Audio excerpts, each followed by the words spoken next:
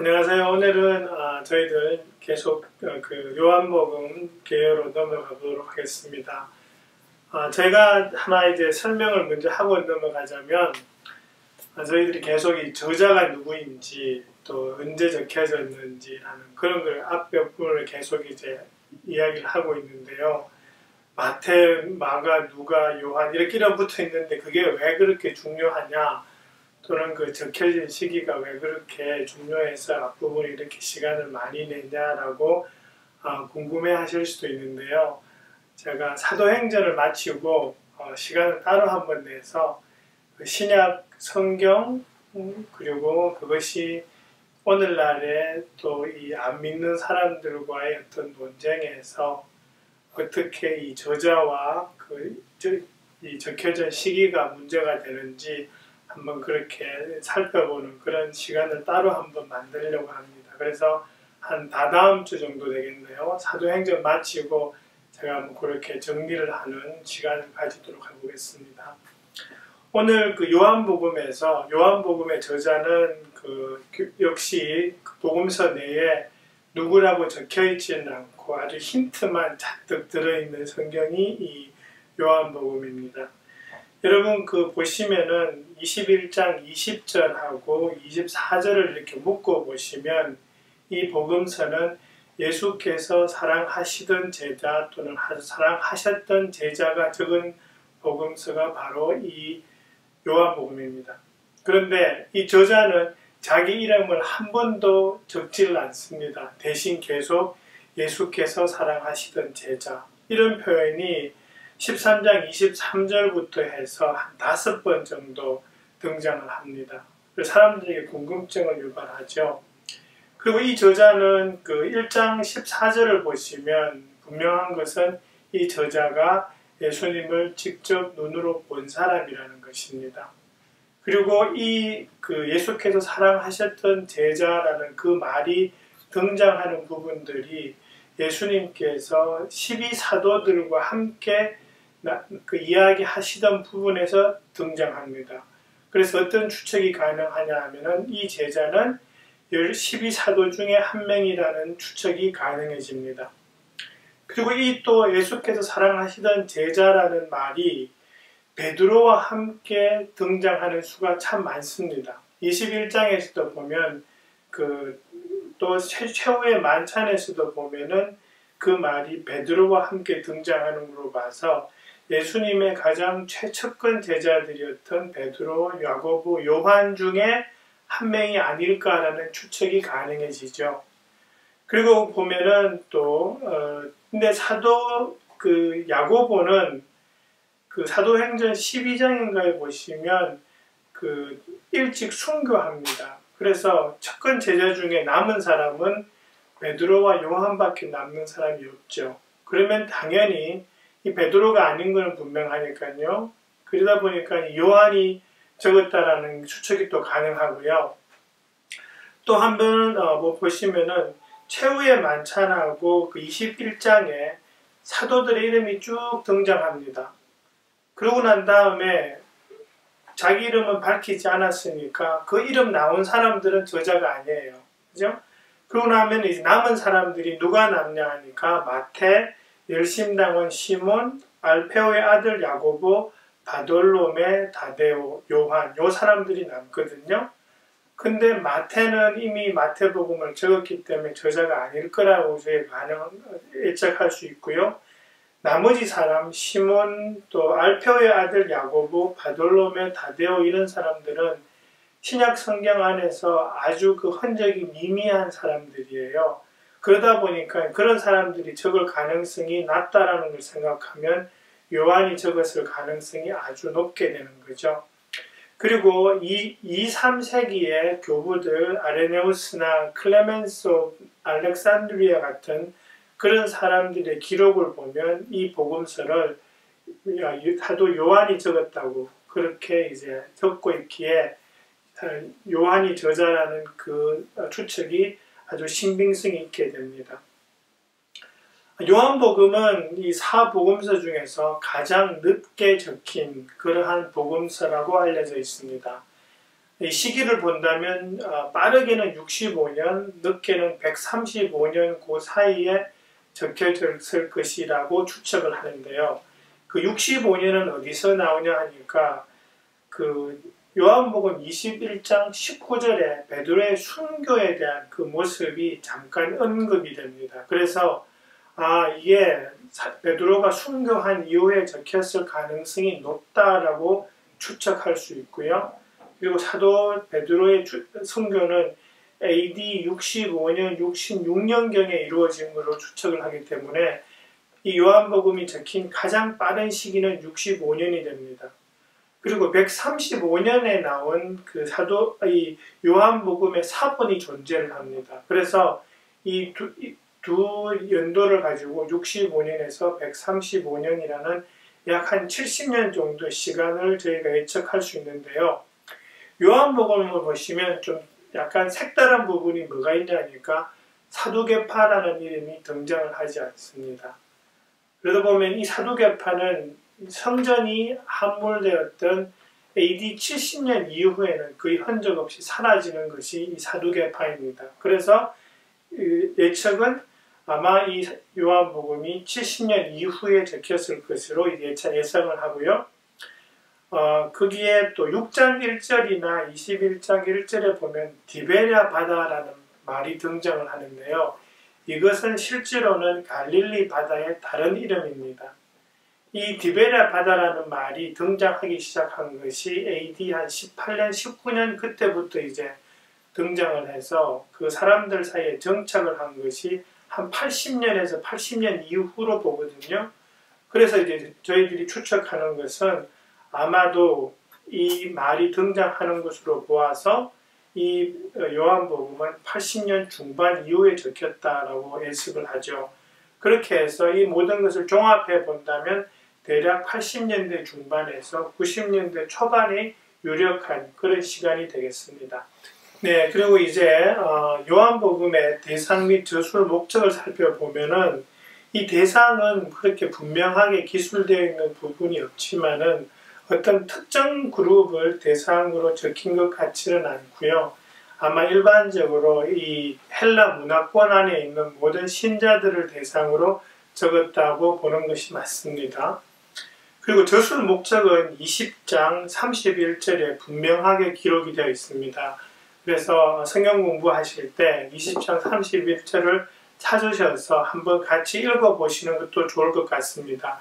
이렇게 되어 있습니다. 그런데 여기에 이것이나마 기록한 목적은 여러분으로 하여금 예수가 그리스도요 하나님의 아들이심을 믿게 하고 또 그렇게 믿어서 그의 이름으로 생명을 얻게 하려는 것이다. 그렇게 적고 있습니다. 그래서 이 내용은 사실 1장에 나오는 내용, 예수님께서 이 땅에 말씀으로 오셨고 어떤 그 모든 부분들과 일맥상통하는 그런 내용이 되겠습니다.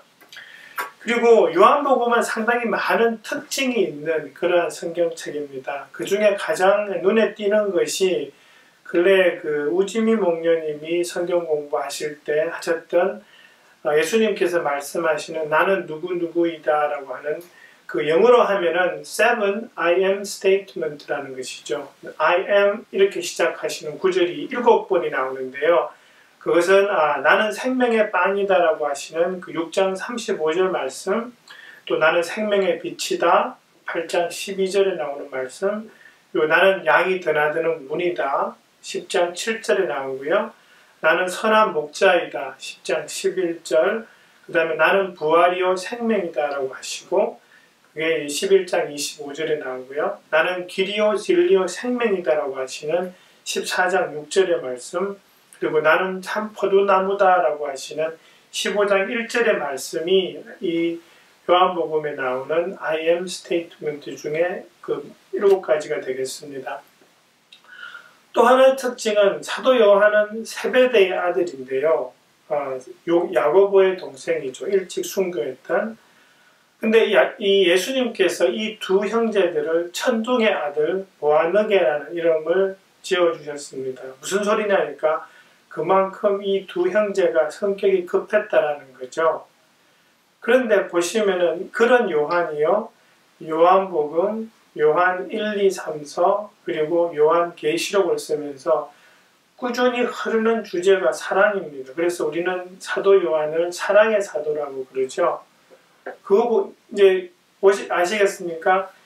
천둥의 아들이 사랑의 사도가 되었어요. 그만큼 예수님 안에서 얼마나 그 사람이 변했다라는 것을 직접 보여주고 있습니다. 그래서 이 요한복음의 어떤 힘이 사도 요한 사도 그 자체의 변화에서 기인한다고도 우리가 볼 수 있습니다.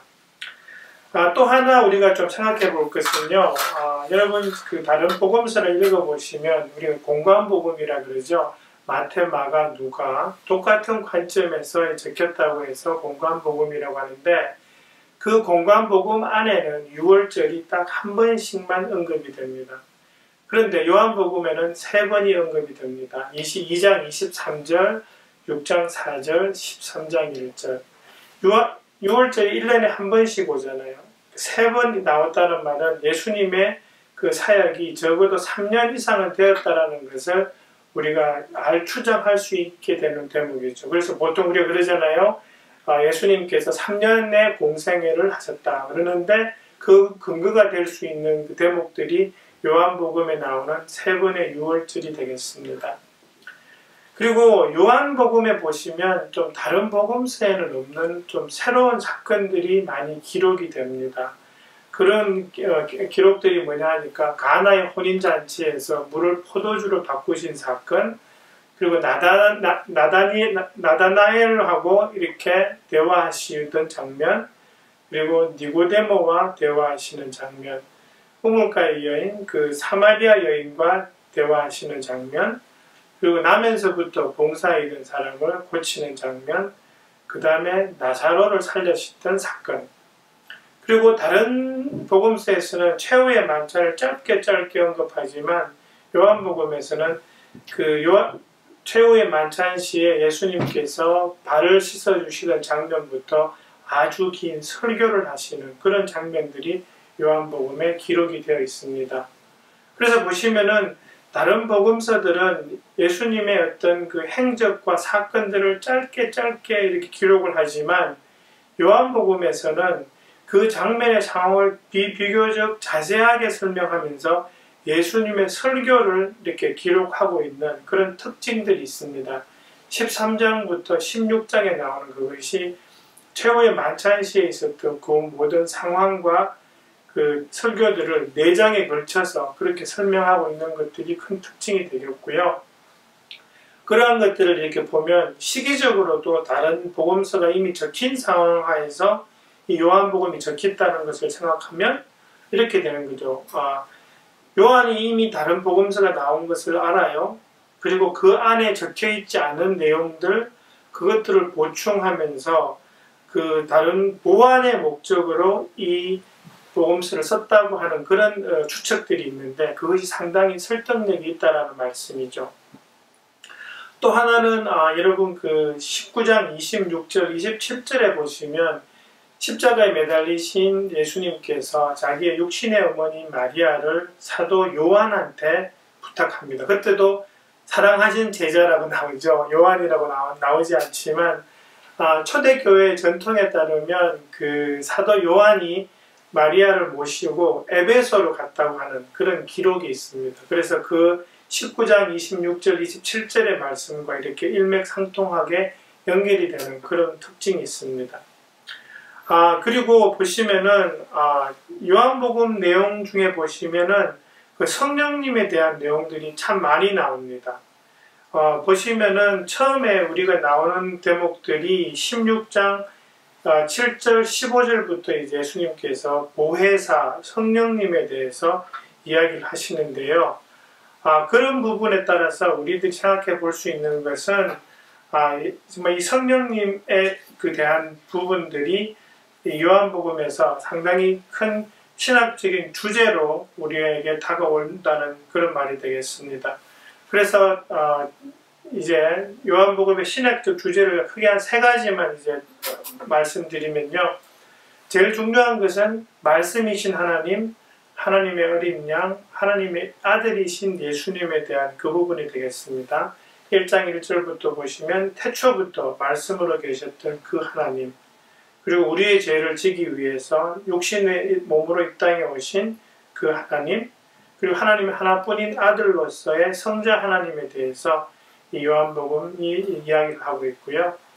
두 번째는 요한복음에 나오는 많은 표징들이 있습니다. 그러면서 또 뭘 이야기하냐 하니까 그렇게 많은 그 표징들 가운데에서도 메시아로 오신 예수님을 인정하지 않았던, 그리고 배척했던 유대인들의 불신이 정당화될 수 없다라는 것을 은연중에 이렇게 보여주고 있습니다. 주요한 그 표징들을 보시면 그 물을 포도주로 바꾸신 사건, 그리고 성전을 이렇게 정화하시면서 예수님께서 그러시죠. 이 성전을 허물러라. 그러면 내가 사흘 만에 새로 세우겠다 그러시죠. 그것이 사흘 만에 부활하신 예수님에 대한 어떤 표징이 되고요. 그 다음에 왕의 신하를 말씀으로만 이렇게 고치신 하나님, 예수님, 그리고 중풍 환자를 고치신 예수님, 그리고 오병이어의 기적, 그리고 나면서부터 봉사의 사람을 고치신 사건, 그리고 나사로를 살리신 사건, 그렇게 해서 요한복음에는 수많은 표징들이 등장하고 있습니다. 마지막으로 이제 아까 잠깐 말씀드린 것처럼 성령님에 대한 내용이 요한복음에서 이제 후반부로 가면서 성령님에 대한 그 말씀이 많이 등장합니다. 예수님께서 당신이 이제는 가실 거다라는 걸 이야기하시면서, 근데 예수님께서 가시지만 아버지 하나님께서 이제 그 성령님을 보여주실 거다라는 그런 말씀을 하시는데요. 성령님이 오시면 성령님의 주된 사역은 이 믿는 사람들과 또 하나님, 예수님을 이렇게 연결하는 그러한 중요한 연결고리를 할 것이라는 그런 말씀을 하시고요. 특별히 예수님의 어떤 가르침을 기억나게 하고 진리로 인도하는 그러한 역할을 할 것이라는 그런 말씀들을 예수님께서 하십니다.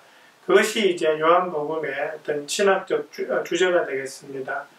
보시면은 요한복음을 이렇게 커버할 내용들이 상당히 많습니다. 말씀도 많고, 또 예수님의 설교, 또 표징, 그 다음에 성령님에 대한 그런 것들이 많아서 아주 그 신학적으로 아주 풍부한 그러한 복음서가 이 요한복음이 되겠습니다. 그래서 이 요한복음을 이렇게 교요지만 공부하시면서 다시 한번 우리가 이 신약을 한번 읽고 할 때 좀 더 이렇게 초점을 가지고 그렇게 읽어보는 그런 기회가 되는 그런 목장 성경 공부 시간이 됐으면 좋겠습니다. 네, 수고해 주시고요. 이번 한 주 또 은혜로운 시간 보내시기 바랍니다. 감사합니다.